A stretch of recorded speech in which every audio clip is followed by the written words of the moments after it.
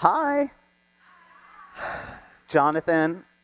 Simon, lovely to meet you all. So we're going to talk about the future of home.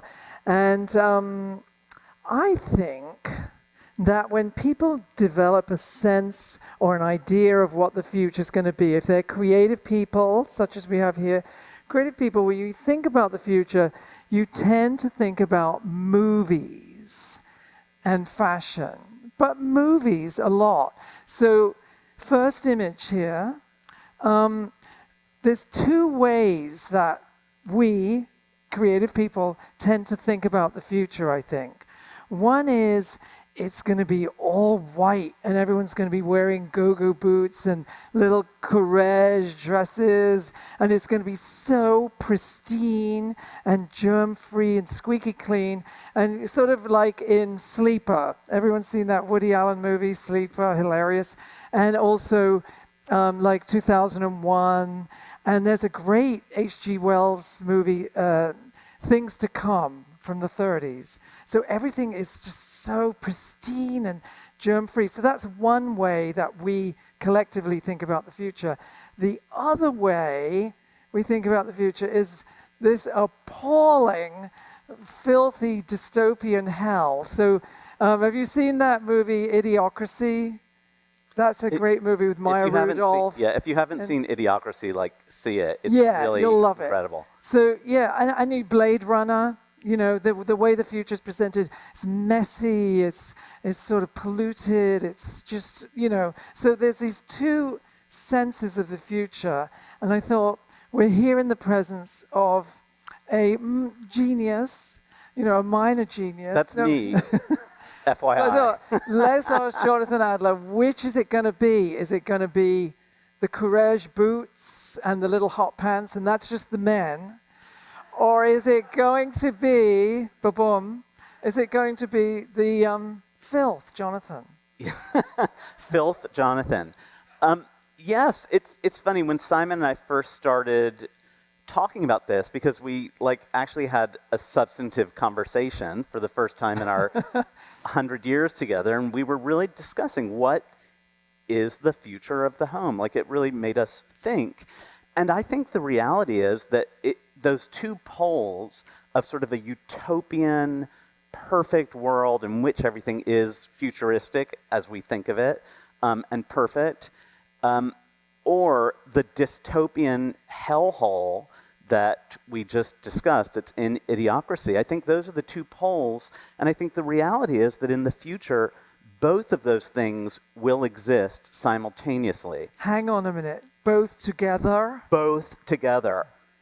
For real. And I think what I really mean is that in the future, people's lives are going to be presented in a virtual space as being futuristic and perfect, where everything is squeaky clean, all images, because people think in terms of images, especially as it relates to Instagram. So it's sort of like the way people clean up their Zoom space. Yes, this is perfection. Yes, your Zoom space and your Instagram backgrounds are going to be art-directed within an inch of their life and projecting the most extraordinarily fabulous, FOMO, jealousy-inducing scenario one can ever imagine.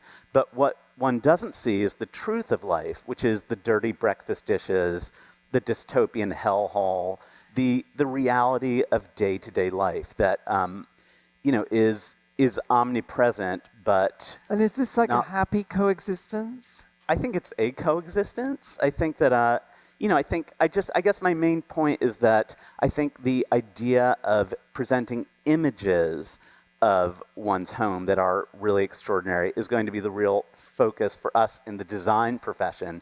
Is people are going to be looking for things that are ever more noteworthy and graphic and communicate their own personal brands.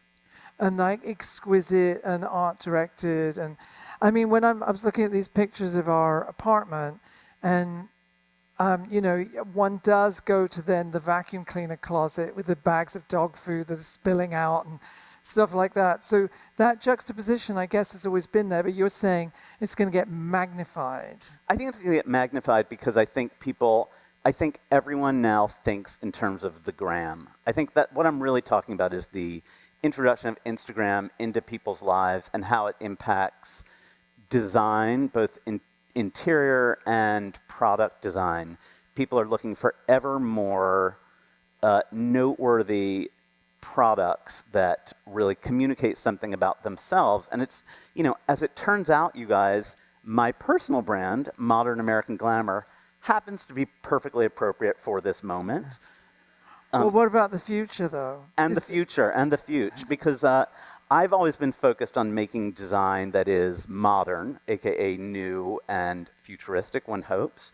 I think my sensibility is very American. It's about a spirit of optimism and positivity. And I think the most important part of my brand and what I think is really relevant to the future is the last word I use to describe my work is glamour, glamour is a very challenging word to define. To me, it means confidence. It means making things that are memorable. And I think the best synonym I can think of for glamour is swagger. Right. And I think that's what homes... I was going to ask you about the S word, swagger, because that is a word that you use a lot. So unpack that a little, Jonathan. Tell us why you think swagger is so important. Well, I think and will be in the future. And will be in the future. I guess to me, yes, swagger is about being confident and memorable. And I think that's sort of where design is heading. Like, things are not pedestrian anymore. Everything I see in magazines or on Instagram is really outre and colorful. And I think we're living in an incredibly fantastic time for creativity because people recognize that they need to make stuff that is new and different and full of swagger. I think you've always had swagger in your sartorial self and certainly in your hair right now. Yeah, I'm looking at it swagger. thinking, oh my God, what's happening? Yeah, well, I think most people respond to swagger. There's other ways, like that sense of confidence and glamour, and you see it with, everything from like Cardi B through to your designs. That's futuristic. Yeah, that is futuristic. Because I think Lucite, right? Lucite is a material of the future, the past, and the present. But yeah, I think I hope that what you guys see in my own work is stuff that is graphic and noteworthy. And I think more than ever, design needs to look good for Instagram. I know I keep saying Instagram, but I just think it's the only thing that matters. And pills. Sorry. Right. There's two things. There's Instagram and pills. Lots of pills. Lots of pills. We will be pill achievers, I suspect. I am already. But is there ever going to come a time in the future where people are so OD'd on all this swagger and this glamour and all this perfection that they're going to want to see the dirty dishes in the sink? It's a really good question. I know, like, the kids I know on Instagram, young ones, they present this fabulous face to the world, but in their private Instagrams, they show, like, their warts and all lives. So I think they kind of understand that duality, and I don't know. What do you think? Do you think? Well, maybe that's the two themes that we started with: the the exquisite perfection, germ-free courage bonnets on everyone, or versus the filth and blah blah blah. Maybe that's the way it will continue to be still, but separately siloed. Yeah. Well, I think actually one other thing just I thought about when I think about kids today, they're all obsessed with Airbnbs. Every young designer I know, all they want to do is design Airbnbs. Is there anyone in the room who's like, Airbnb, I love it, I'm designing them? Well, You're all lying. You're all lying. Oh, Thank somebody. you. Yes, Really? Airbnbs are what they focus on because I think they see Airbnbs as an opportunity to dip into a very particular look that is unencumbered by the reality of life. Airbnbs represent this sort of fantasy land where people can escape to and immerse themselves in a very particular design style while not having to deal with their real lives. So I think Airbnbs are the other future of home. Here we go again with the drugs. Like, this is the... Anyone been to the Parker, Palm Springs? Yes. Oh, yeah, that's an image from the Parker. I've always done drug stuff. And Simon and I are the two most clean living people on earth. Oh, explain this, Johnny. This looks like it landed from another planet, but... That's actually at the Parker. That's an 8-foot tall bronze banana sculpture that I made that in which each of the peels actually is a seat, and it is Instagram ready. I can't tell you how many. It has 3 peels, and every minute someone's posting themselves sitting on the banana peel. And I think that, again, that's emblematic of how people engage with design now. They want to find something that will communicate something about themselves and put themselves in a position that is noteworthy and Instagrammable. It's interesting because this does support our theme, because around the back of that banana is a little sign saying, don't sit on it because it gets terribly hot. Yeah, so people will risk it for a shot and then get the hell off. Get their legs. One other thing that Simon and I were talking about as we had this opportunity to ruminate on the future of home and the future of design is we were talking about the past of design. And design used to be only for rich old people. Don't you think that's what design... Yeah, I mean, coming to New York in the 80s, it was about, Albert Hadley and Pat Buckley and all these, interesting people, Mario Boata, blah, blah, blah. And now we have this glorious diversity that is going to be the future, I think, and is actually now the present. It really is the present. Like it used, I remember so clearly when I was, 20, nobody I knew was interested in design. It was purely something that very rich, very old people engaged with. And now we're living in this fantastic time where there's an incredible diversity of people engaged with design. People are young, old, black, white, everything in America, out of America. It's sort of a maelstrom of creativity and democratization. And I suspect that will continue to be the future. I certainly hope so. It's better than the past. People will probably sleep a lot in the future. It says on that one, blimey. Oh. Well, that should say not recently underneath it. I don't know why this hashtag not recently. Yeah, hashtag not recently. I don't know why this picture is in here but there it is. That's probably the first known picture of Simon and me in captivity together. Anyway, it's very cute. So it says on this screen, prep for audience questions. All right, so give us a minute. We're going to prep for audience questions. Okay. We're going to huddle. Yeah. Ready? Audience questions? What about the Airbnb lady? What kind of Airbnb are you up to? Is it glamorous and over the top?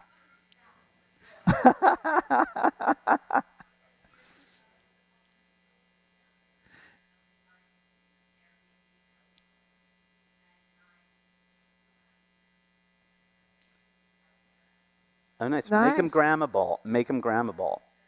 I think, make them grammable. JonathanAdler.com, make them grammable.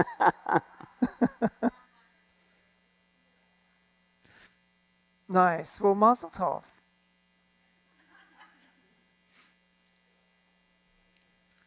Hi. I have a question for you guys. Are either of you on TikTok, or what are your thoughts? I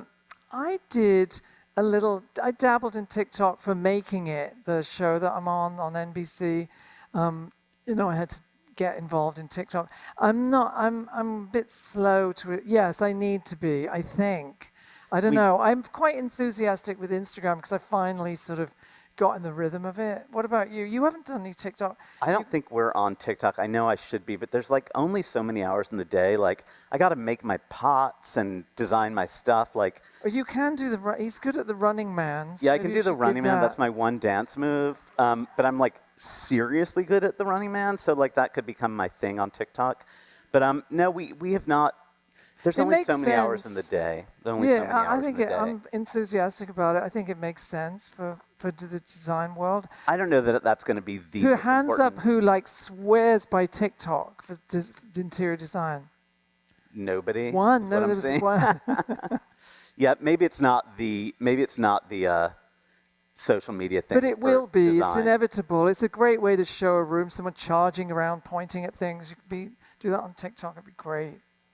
With the revival of maximalism, do you think that has a relationship to the fact that everything is Instagrammable, TikTokable?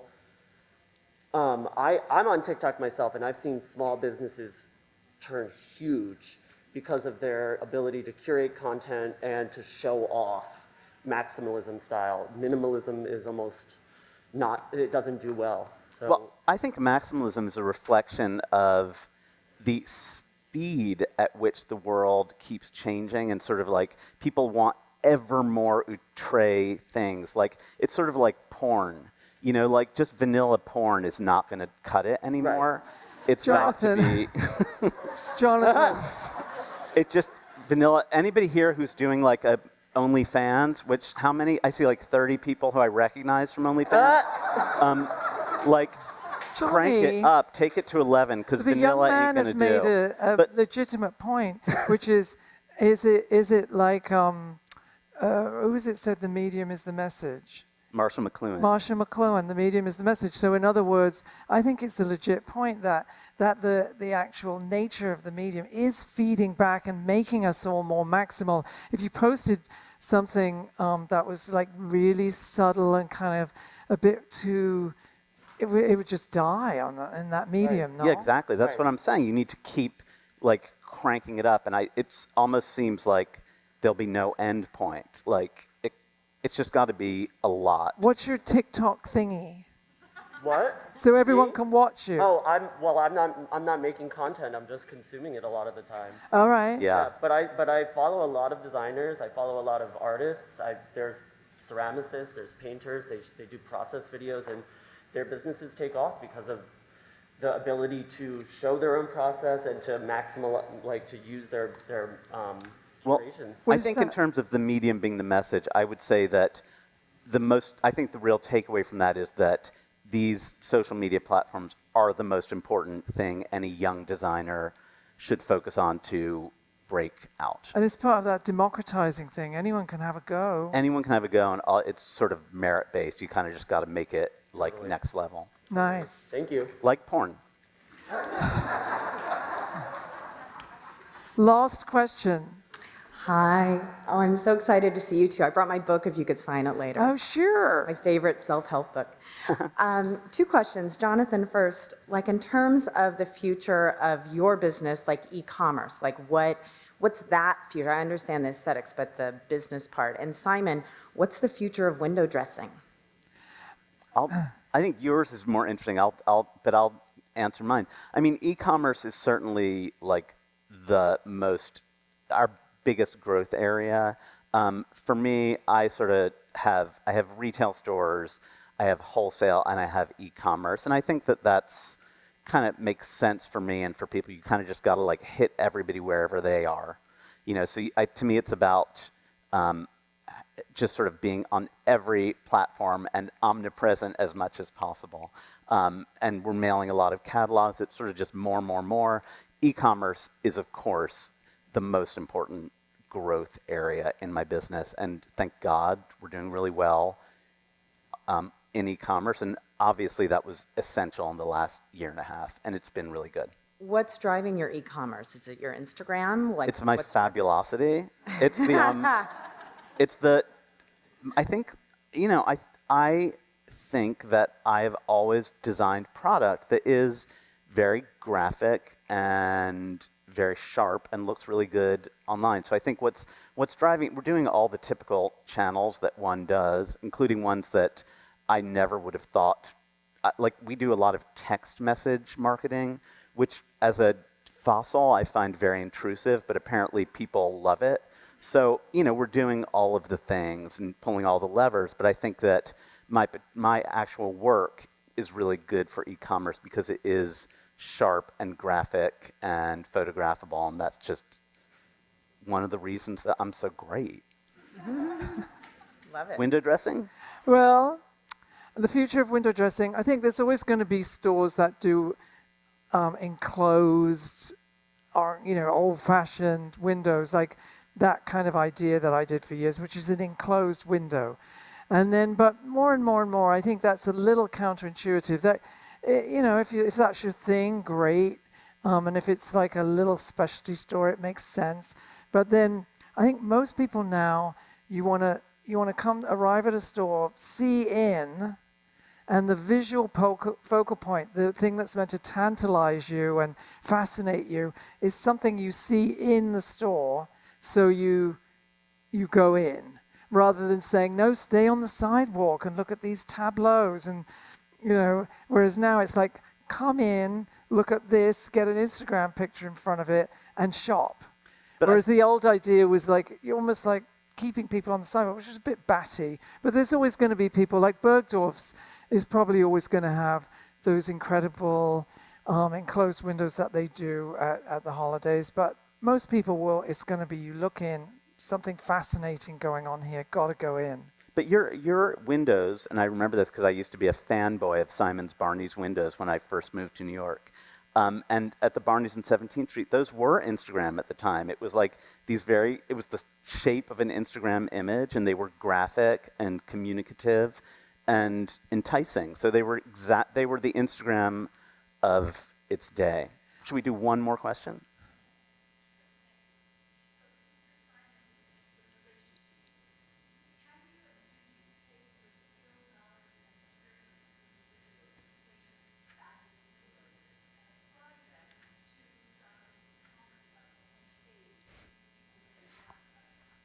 No.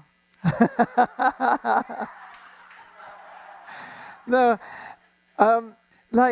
We actually, once in a while I help him with a bit of copywriting, but basically he's his own thing. Like, people think, oh, they must have a Svengali relationship. Simon's so old, it's got to be like a Svengali thing. But really, when I met Johnny 27 years ago, and he always knew exactly what he wanted to do, and I'm more of a cheering from the sidelines. But I get your point. But he has so many great people working for him. They know what they're doing. They don't need old granny here with the staple gun coming in and giving them tips.